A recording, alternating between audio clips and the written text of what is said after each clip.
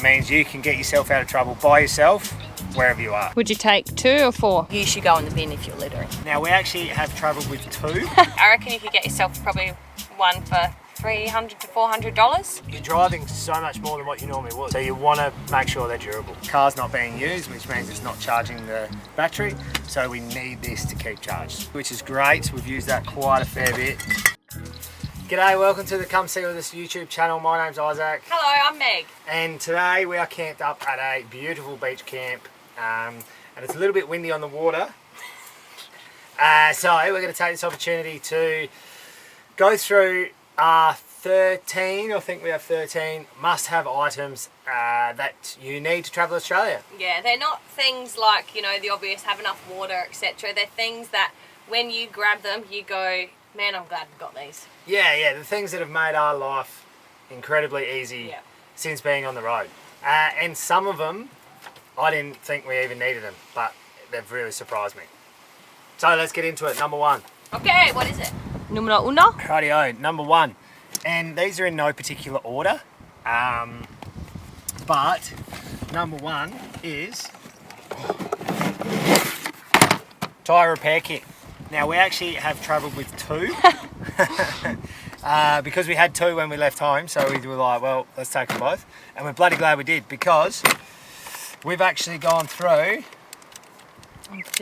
a full set of the rubber that tubes that go in there. If you haven't used these before, they're really simple. The instructions show you, but they're really necessary because it allows you to get to places, if you're in remote areas in particular, allows you to get to places to get a proper fix. So the reason why we always say this is because we were on the Gibb River Road and we ended up having so we had 3 tyres that had punctures in them. They all had these little repairs, and that got us all the way back to Broome on those plugs. It's just really important to have it to get you out of the shit, really, isn't it? Yeah, definitely. And it can save you money because, you know, instead of buying tyres on the Gibb River Road, we bought tyres in Broome where it's going to be a bit cheaper. Yeah. Yeah, and then Exmouth, yeah. So save your money, but also get you out of the strife. And the reason, what we do recommend too, is you don't need 2, but having 1 plus extra plugs. So it comes with these little plugs here. So plus extra plugs, because sometimes the plugs in your tyres aren't, you know, small. There might be a gash or something like that, and you have to put a couple in just to get to the next spot. So carrying extra plugs as well. Yeah, good one. So while I'm here too, I've got on the list a pretty standard toolkit. Now, I'm not a mechanic, I'm not a tradie, I'm not here to tell you what tools to bring and what not to bring, but what I have is just pretty standard toolkit, like pliers, spanners, what else do I have? You got shifters, screwdrivers, shifters, couple little power tools. Yes, 2 small little power tools. One we actually use all the time to put the legs down on the caravan, because we're a bit lazy like that. We got lazy. Other things, just like your drill bits, small little drill bits, tape measure. I do have some WD-40, which is great. We've used that quite a fair bit. What else do I have in here? Oh, Allen keys? I've got this diagnostic tool. I don't know what it's called. Don't break it. Yeah, I won't break it. So I don't know what it's called, but it basically tells me when there's current. So it can diagnose some 12-volt issues that we might have, which I've used it a couple of times, which have been really handy. And yeah, that's about it really. It's a really simple toolkit. Would you say that the bag next to it is included in that? Yeah. Under the same category? Yeah, I was about to say the next bag is like a spare parts bag, which spare parts and things like zip ties. I've got zip ties in there. I've got, these are just things I've accumulated that I've used, like little hooks. or not hooks, but little anchor points. Spare screws that I've accumulated from different DIY things. Tape. I've actually used that probably quite a bit, particularly blocking water pipes, as you've probably seen in a recent one. A brake line, electric brake line. Just again, it's not going to be a permanent fix, but it's going to get you to the next place, so you can get a permanent fix. I've just accumulated that, but definitely have a bag for that, and you'll accumulate along the way and keep most things you find. All right, the next thing we have, whoopsie, is a jump starter. So the jump starter has got us out of trouble quite a bit, particularly at the start of our travels when our battery was a bit shagged. But it is so handy just to have. We've used it on the ferry for someone else, we've used it out in the bush for someone else, we've used it at home for someone else. I recommend to everyone just to have one in your car because it makes the jumper cables obsolete. We also do carry some jumper cables because you know, just to be safe, but yeah, it just makes them obsolete, and it means you can get yourself out of trouble by yourself wherever you are. Could you tell people what sizes you would recommend for like different cars? For me, I'm basically, if you're traveling around Australia in a caravan, more than likely you're going to have to be probably a 2000 amp jump starter and above. So depending on how big your engine is. This one's got 6,000 cranking amps, which is the biggest on the market. We've also had a 4,000 as well, and that does the Prado no worries. The 4,000 will also do your 300s and things like that. So just get one that's suitable for your car. For me, I always go bigger the better because it keeps you out of trouble that way, really. But yeah, definitely have a jump starter. It also acts as a little power bank as well, so you can charge phones, camera gear, laptops, all that sort of stuff off it, which can be handy around camp, really. Do you want to show us or not? Oh, I can. This is what a jump starter looks like. Nice. Nice. And can you just rule out for someone who's honestly never used one before? Yeah. What do you do with it? How do you do it? Yeah. It is honestly really simple. So pretend I'm at the front of the car. I'm not going to do it because we don't have a flat battery. But pretend I'm at the front of the car and you've got a flat battery. Every jump starter will have the jump starter pack as well as the jumper cables. So basically all it is, you plug it into wherever it's supposed to be plugged into. You pop these on black to black, red to red, and then you turn it on, and once the little dooflacky here, or I don't know other models, but this little dooflacky here, once that goes green, you're all good to go. Jump your car, take it off, away you go. Perfect. Really simple, keeps you out of trouble. Just gonna have a drink of coffee. It's quite nice. Perfect drinking temperature too. That solar panel is drinking the sun. Righto. That is the next one. Let's do that. Might as well do that one, eh? May as well while you're there. All right. Might have to come a bit closer.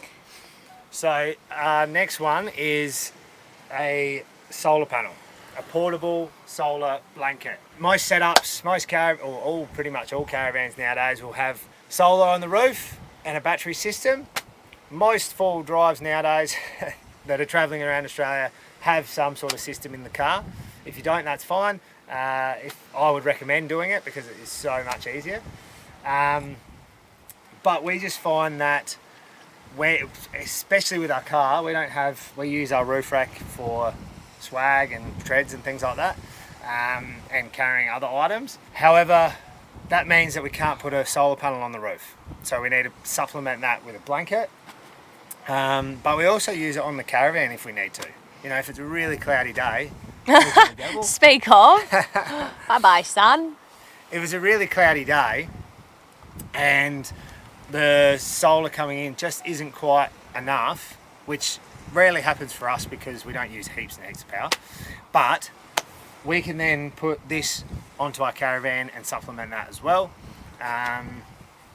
But since we're here at the beach for a long period of time, our car's not being used, which means it's not charging the battery, so we need this to keep charged, basically. As far as your wattage that you need,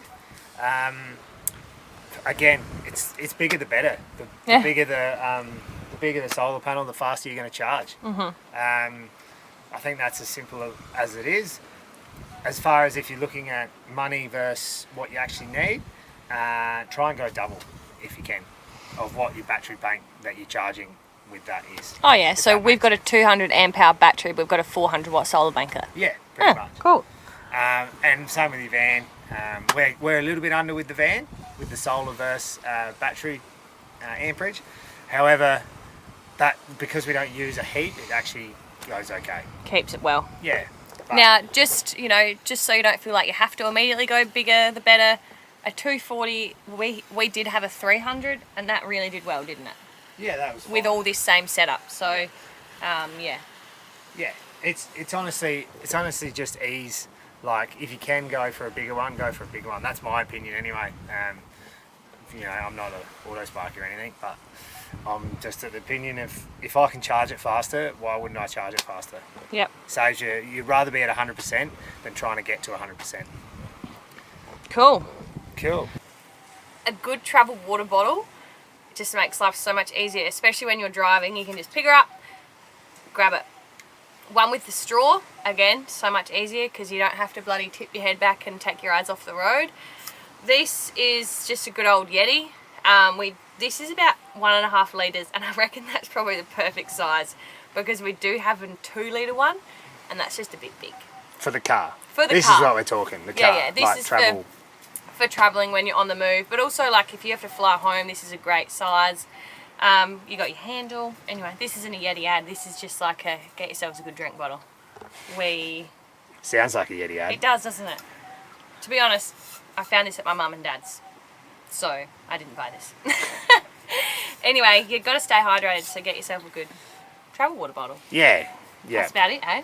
Now this is probably Isaac's realm, but I mean, I like cooking too. He's just a barbecue king. Oi! You are, you love it. And also, try not to make this one an ad for Weber, please. Nah, we've had this Weber for, oh my gosh, like 10 years now. And we just love it. As you can see. It needs to be looked after better. Melted sides. Yeah, it's very, very dirty. But and fixed. We highly recommend taking a Weber with you because it acts as your oven, it acts as your barbecue. It can act as your stove as well if you need. Like, you can put a pan on there and cook. It's light, it's small, like they just fold up so small. And we have the bag that goes with it. Can't fault it. Take yourself a Weber BBQ. Come over here. One thing that we will always have with us is a wheel bag bin. Because, obviously, you're not allowed to litter. Littering is... You should go in the bin if you're littering. But, the other huge win that we have found with a Tyre bag is actually getting a bin and putting it in it. Because then it keeps it structurally sound and you can just go like this. Put your rubbish in instead of having to open it up, pull the bag apart, blah blah.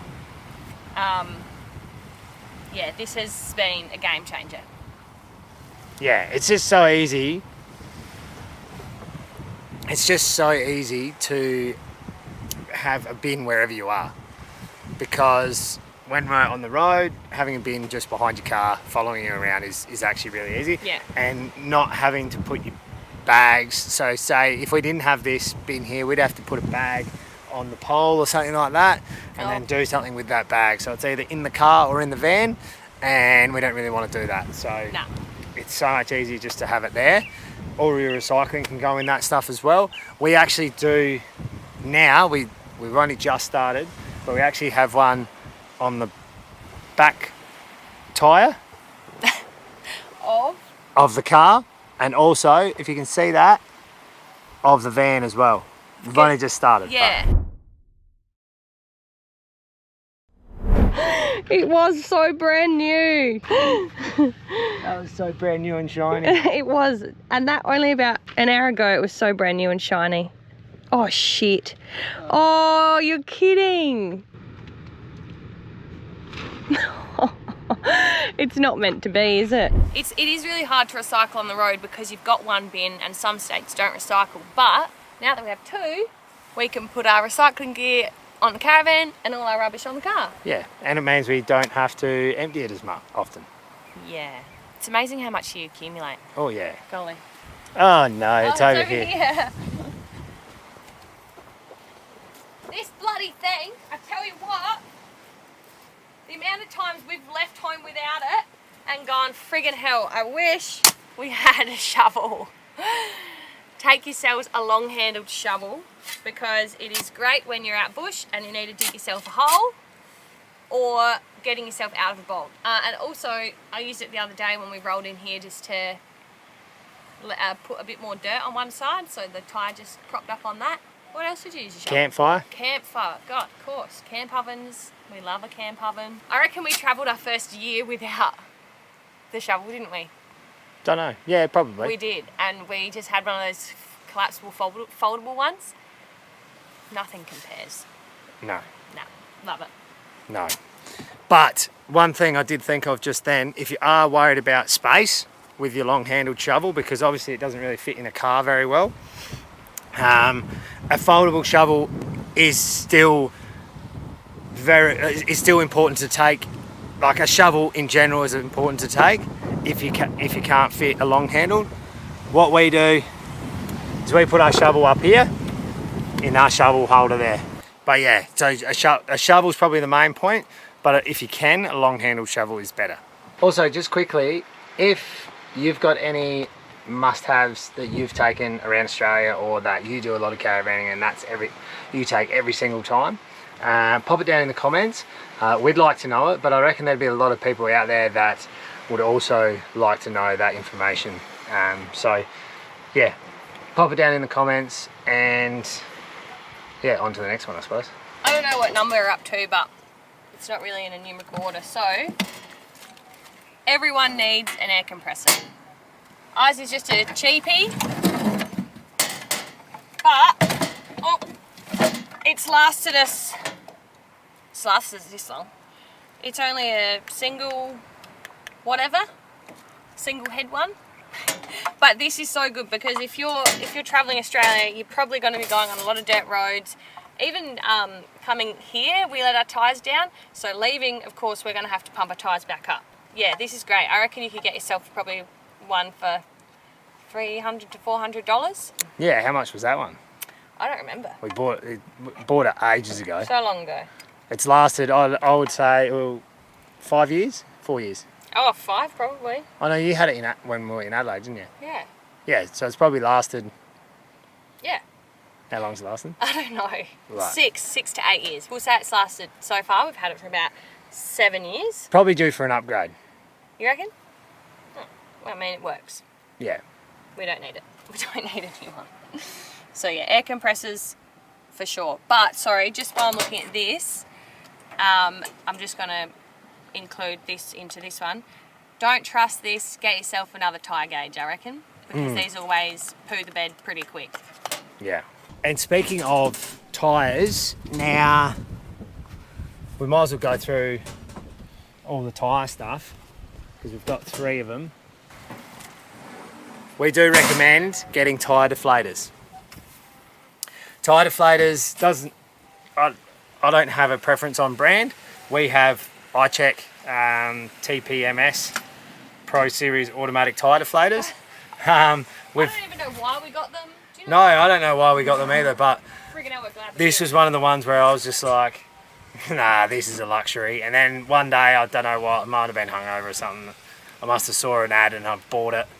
But so glad we did because we would let our tyres down so often going on dirt roads, sand, all of that sort of stuff, and it does make life really simple.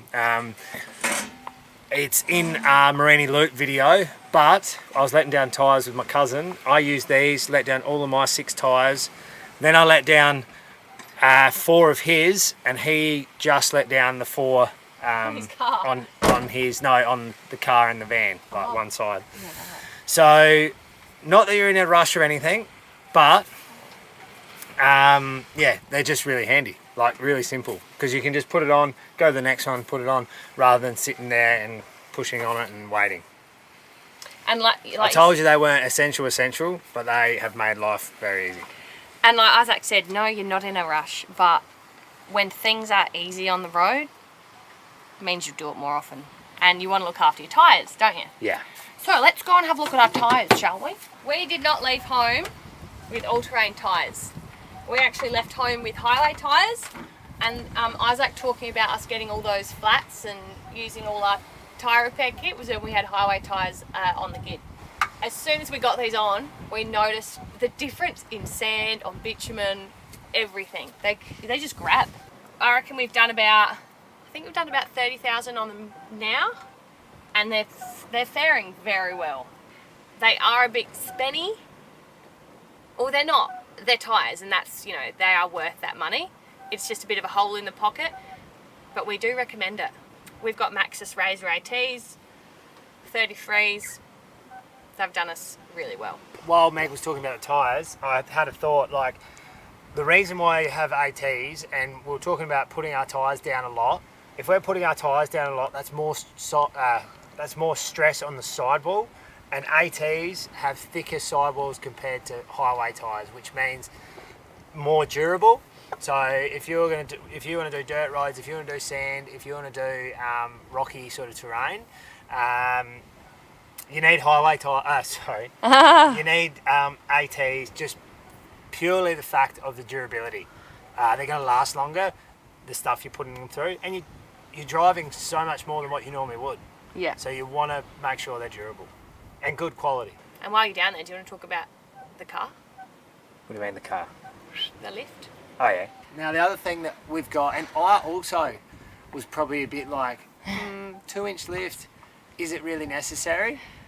Turns out it is. We had to get a GBM upgrade anyway, but there's been a lot of times where a 2-inch lift has been really, really handy. Whether that's been in the sand, over rocks, over undulating terrain, that 2-inch lift has been super, super handy for us. So I would definitely recommend getting a 2-inch lift if it, is in your budget. Try and make room for it. The other thing is, we have airbags in here because we're towing. If you're going to tow a van, airbags have been really handy for us. I would get airbags every day of the week if we were towing. Yeah. Yeah. Just as we start to go over some quite expensive bits of gear, you know yourself well enough what kind of exploring and adventuring you will want to be doing. So, you decide whether these things are necessary for you or not. But I'd sit down with yourself or with your partner, whoever you're going with, write yourselves a list. What do you like doing? Do you like going out bush on the beach and not really having to say, nah, we're not going to do that? Because, we're definitely people that just give things a go. So having all of these things has allowed us to do that. Yeah, has made life a lot easier. It's just our experience, and we're just probably telling you so that you can understand our experience of 2 years on the road nearly. Something that we would have liked when we started. Yep. All right, we've got 2 more. Okay. All right, so mind the mess back here. However, the next one is a reliable power system. So we started with a power box. I'm not going to tell you the brand because I don't want to, shit-face the brand or anything. However, we started with a power box that was basically made for the weekend warrior, so that people who are going out on the weekend can charge it up at home, go out for 2 nights or a night, use it, come back, charge it at home again, not need it for another couple of months or however often they go out. So we bought that because we were just very unaware that was not going to be sufficient for us. And the reason why it wasn't sufficient for us, it did have some malfunctions in it as well, which didn't help the cause.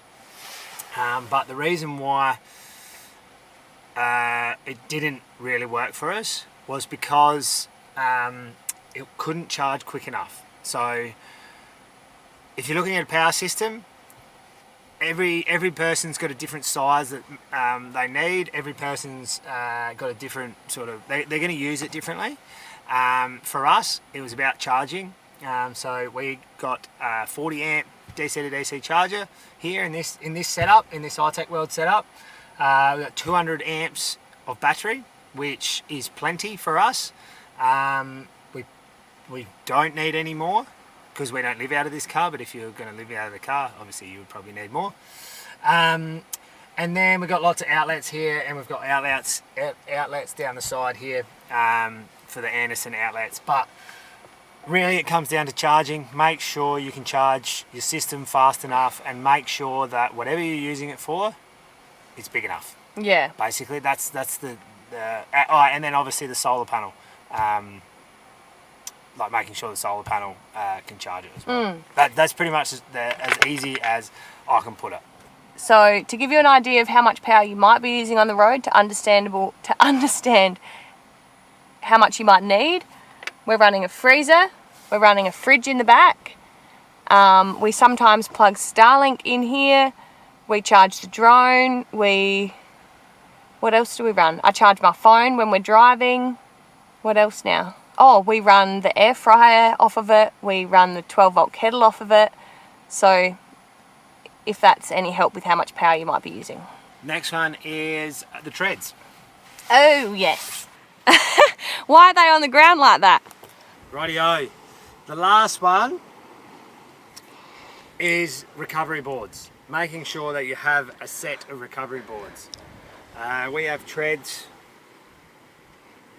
Pro Advanced Recovery. We've used these heaps. We've used them to level ourselves. It's pretty handy to level yourself. The caravan, that is. We don't need to be leveled. Sometimes. No, level. It's pretty handy to level the caravan.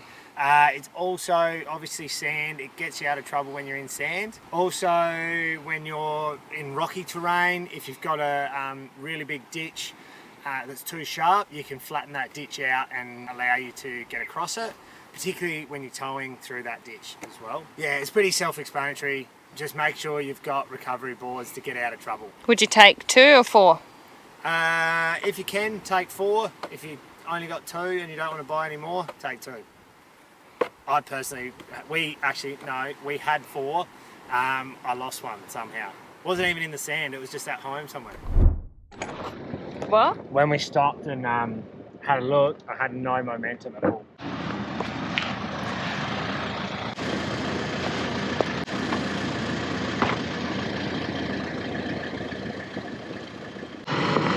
Oh, yes, go Peggy, go Peggy, go Peggy, go Peggy. So that is 13, 14, it was probably 14 in the end, because I think I said something else. Oh. Anyway, that's our list of must-haves to travel Australia. We've probably forgotten some. We've probably, actually, one more. No, I've got one more. Yeah. And I'll just say it here, we don't have to show you. Okay. A UHF. Oh, yeah, for You sure. definitely need a UHF. We've used it a lot. It's really good fun when you're convoying. Weather is a balmy 32.5 degrees. On behalf of all the crew and staff here in Zane Air, we'd like to thank you for flying with us today, and we will see you on the next one. Thank you for flying with Zane Air. But also it's there for safety when you're towing to overtake trucks or have people overtake you. Yeah. Or on dirt roads when it's dusty and you can't see a thing. And to figure out, you know, how the road conditions are, yada, yada, yada. But yeah, UHF. So 14, 15, whatever, must have. Thanks for watching. Hopefully that was really helpful for you. Hopefully you got something out of it. Hopefully you wrote all them things down so that you can get going on your trip, caravanning Australia. And thanks for coming along. see you in the next one. Thanks. Also, last week we put up a video, and at the end of it, Meg said that 64% weren't subscribed, and we had a huge response from that. And yeah, so just thanks for that. Yeah. So please, if you really enjoyed this video, if it was helpful, share it with your friend. Subscribe. Subscribing to us means a lot. So thanks so much for being here. See you out there. Enjoy. If you like this video, don't forget to check out the Come See With Us YouTube channel, where we have plenty of videos just like this. And don't forget to click subscribe so you can see other great videos every other Sunday afternoon. Thanks for watching.